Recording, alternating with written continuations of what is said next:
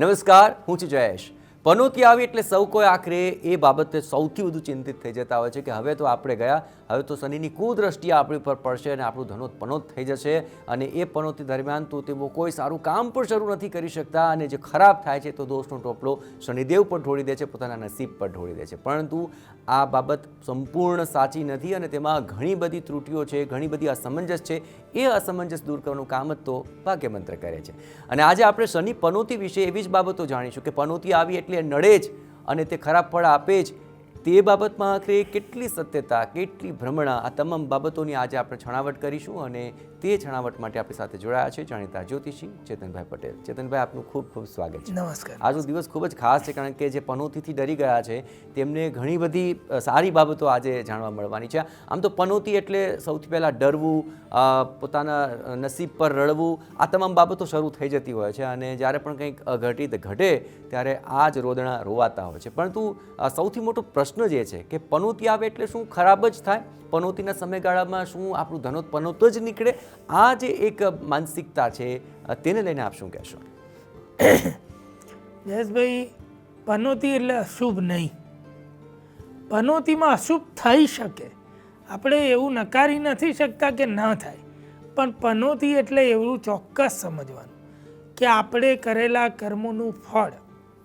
સારા કર્મો હશે તો ખબર પડી જશે કે આવતા 2.5 વર્ષમાં કયા ફળ મળે છે. ખરાબ કર્મ હશે તો પણ ખબર પડી જશે. કોઈ વ્યક્તિ એવું જાતે કેવી રીતે બોલે કે મેં સારા ખરાબ જ કર્મ કર્યા છે? દરેક વ્યક્તિ એવું જ કહે છે કે હું સારા કર્મો જ કરું છું, સારા કર્મો જ કર્યા છે. પણ એ બધું નક્કી કોણ કરશે? સારા હતા, નરસા હતા, કેવા હતા? એ બધું શનિદેવનું કાર્ય છે. દરેકના કર્મનો હિસાબ કરવો. જે આ ભૂમિ ઉપર જીવે છે માનવ તરીકે, એના કર્મનો હિસાબ શનિદેવ કરે. એટલે આપણા કર્મોનું ફળ આપણને પનોતીમાં મળે. શુભ અશુભની વાત નથી. જેવું કર્મ એવું ફળ, જેટલું કર્મ એટલું ફળ, અને જેમ કર્યું છે એવું જ ફળ. આ બિલકુલ સિદ્ધાંતિક બાબત છે અને જાણી લેવી. એટલે પનોતીમાં આપણે એવું કહીએ કે શનિદેવ તકલીફ જ આપે છે, નડે છે, બિલકુલ એવું નથી. આ ખરેખર વાત આપણા મનમાં ઠસાવી ખોટી દીધી, રિયાલિટી બતાવી નથી. ઘણીવાર સારું હોય તો પણ આપણે જોઈ શકતા નથી, એક ડરમાં કે ભયમાં. શનિની પનોતી એટલે શુભ અશુભની વાત જ નથી. વાત એની છે કે કર્મનું ફળ મેળવવાનું. જેવું કર્યું હશે એવું ફળ તમને સામે આવવાનું. એટલે ઘણીવાર લોકોને નડે છે અને કોઈને ફળે છે. એ કર્મ અનુસાર ફળ આપે છે. એનું નામ પનોતી છે. એટલે ડરશો નહીં. જો સારા કર્મ કર્યા છે, સારું ફળ મળવાનું જ છે. ઘણાના જીવનમાં તો આપણે એવું જોઈએ છે કે આ માણસ કેટલો સારો છે, છતાં પણ તેના જીવનમાં તો જો કેટલું બધું ખરાબ થઈ રહ્યું છે. અને ઘણીવાર એવું થાય કે મને ખુદ ખબર છે કે મારા જીવનની અંદર મેં કોઈ ખરાબ કામ નથી કર્યું, તો શું પાછલા કર્મો, પાછલા જન્મોના કર્મો, તેનું ફળ મળી રહ્યું છે, એવી રીતે મન મનાવતા હોય છે. તો આખરે આ પનોતીનું સૌથી અશુભ ફળ કોને મળતું હોય છે અને આખરે તેના માટે સાવધાન કેવી રીતે રહી શકાશે? હવે જ્યારે આપણે પનોતીના ફળની વાત કરીએ ને, તો કર્મનો સિદ્ધાંત છે. આપણું જો આપણો ધર્મ છે ને માને છે તો ખરો કર્મના સિદ્ધાંત. જ્યોતિષ ભાગ્ય જોવાની વાત છે. ઘણીવાર લોકો એવું પણ, કેટલા મિત્રો મને પણ કહેતા હોય કે જ્યોતિષ શું જોવાનું, જીવનમાં કર્મ જ બધું છે. એ મિત્રોને હું આજે ખાસ કહું કે ગ્રંથ ઉઠાવી અને કોઈ દિવસ જોઈ જુઓ કે આ કોઈ એવી વાત નથી અંધશ્રદ્ધાની કરી આપણા ગ્રંથોમાં. આપણા ઋષિ મુનિ એ સુપર માનવ હતા, એટલે સુપર હ્યુમન કહેવાય ને, એવા હતા. એમણે આપણા કર્મનો હિસાબ કર્યો છે અને આ બધું જ્યોતિષનું મેથેમેટિક. ભાગ્ય જોવું એટલે શું? ઓનલી ભાગ્ય એટલે કંઈ નસીબની વાત નથી કે ભાઈ કયું પત્તું નીકળે છે, કયો નંબર નીકળે છે. આવું કંઈ જ્યોતિષમાં હોતું નથી. એ જે લોકો જ્યોતિષને જાણતા નથી ને એ અંધશ્રદ્ધા કહે છે. પણ જાણે ને કે આ કર્મની બાબતની વાત છે. શનિ કર્મ પ્રધાન ગ્રહ છે, કર્મનું ફળ આપતા ગ્રહ છે. એટલે જીવનમાં એવું જાણવાનું છે કે ભાઈ અશુભ ને સારું ફળ એ કર્મને આધીન. કર્મનો સિદ્ધાંત છે માનવી જે કંઈ પણ કર્મ કરે છે ને એનું એને ફળ મળે છે, મોટે ભાગે આ જન્મમાં મળે છે. અને આપણા ગ્રંથો એવું કહે છે કે સંચિત કર્મ કદાચ એટલું બધું વધારે છે, સારું કે ખરાબ, પણ સંચિત એટલે ભેગું કરેલું, તો એનું ફળ કદાચ 1, 2 જન્મ, 5 જન્મ, 7 જન્મ આગળ સુધી પણ મળે. એવું આપણે એટલે માનીએ છીએ કે આપણને આપણા ગુરુઓથી જાણવા મળ્યું છે, આપણા ગ્રંથોમાં જાણવા મળ્યું છે, કેટલીક કથાઓ પુરાણોની છે જેના દ્વારા જાણવા મળ્યું છે કે ગયા જન્મમાં કોઈ વ્યક્તિ શું હતી અને આ જન્મમાં શું છે અને ભવિષ્ય જન્મે શું હશે.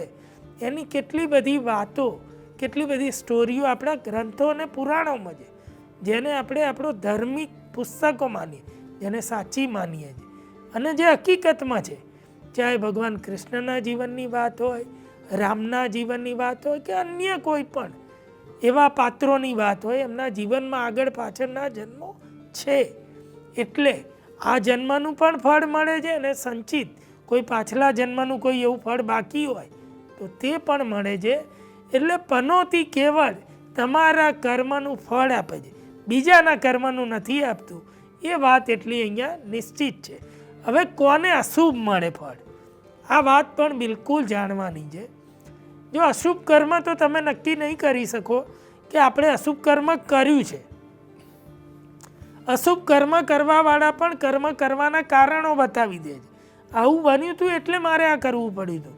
એટલે ચોરની પાસે પણ ચોરી કરવાના યોગ્ય કારણ હોય, અન્યથા એ ચોર નથી એવું એ સાબિત કરી દે. પણ હકીકતમાં એટલે હવે આ બધું નહીં જોઈએ અને કુંડળીથી નક્કી કરીએ કે ભાઈ શનિદેવ શું કહે છે. તો એવું કહે છે કે ભાઈ કોને મોટે ભાગે પનોતીમાં અશુભ ફળ મળે છે, એના માટે પણ શાસ્ત્રમાં અમુક સિદ્ધાંતો આપ્યા છે. એ સિદ્ધાંતોની વાત શનિની જોડે બહુ રિલેટ કરે છે અને પનોતી જોડે પણ રિલેટ કરે છે. અને એવું વ્યક્તિત્વ હોય છે એટલે એવા લોકોને મહદઅંશે કદાચ એવું કહેવાય કે દંડ મળે છે કે તકલીફ મળે છે કે અશુભ ફળ મળે છે મોટે ભાગે. હવે એ કઈ રાશિ કે કયા લગ્નો છે એનાથી જણાય. આપણી જન્મકુંડળી હોય ને, એ જન્મકુંડળીના 1 થી 12 લગ્નો હોય. લગ્ન એટલે શું? જન્મકુંડળીનો પહેલો ભાવ છે એને લગ્ન કહેવાય. હવે જો આપણી કુંડળીમાં એવું કહેવાય છે કે અમુક પ્રકારના લગ્ન હોય ત્યારે પનોતીનું અશુભ ફળ મળી શકે છે મોટે ભાગે. અને જન્મકુંડળીમાં અમુક રાશિમાં શનિ હોય, એ બંનેનો તાલમેલ હોય છે ત્યારે એવું ચોક્કસ થઈ જાય છે કે એને અશુભ ફળ મળે વધારે. કેવી રીતે? તો કે જેટલા લોકોની કુંડળીમાં મેષ લગ્ન હોય, સિંહ લગ્ન હોય કે કર્ક લગ્ન હોય, એવા લોકોને પનોતીનું મોટે ભાગે અશુભ ફળ મળી શકે છે.